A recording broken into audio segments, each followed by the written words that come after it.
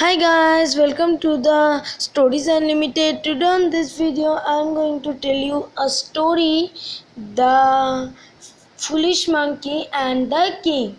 So friends, without wasting the time, let's start the video. Long ago there lived a king who was very fond of monkeys. Once his monkey used to serve the king as his personal attendant. The king considered him to be as intelligent as a human being. When the king took rest in his bedroom, the monkey used to sit beside him like his personal bodyguard. Once the king returned tired from hunting trip to his palace after many days, so he went to bed early. He told the monkey to keep a watch around and see nobody disturbed him during his sleep.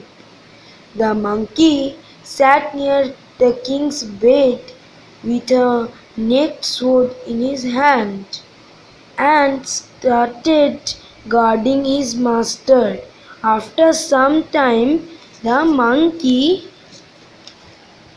heard a small fly buzzing around in the room. The fly soon came nearer and sat on the face of the sleeping king. The monkey first tried to shoo away the fly, but it kept on hovering over the king's face. It sat on his nose again and again. Seeing this, the monkey lost his temper. He decided to kill the fly. So, when the fly sat on the king's nose again, the monkey hit it with a sword.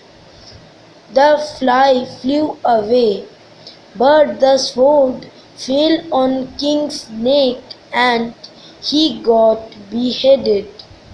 He died then and there on his bed. So the moral of this story is, wise enemy is better than a foolish friend. So guys, how was this story? I hope that you have liked this story. If you like my videos, please like and subscribe our channel to get more videos from Stories Unlimited.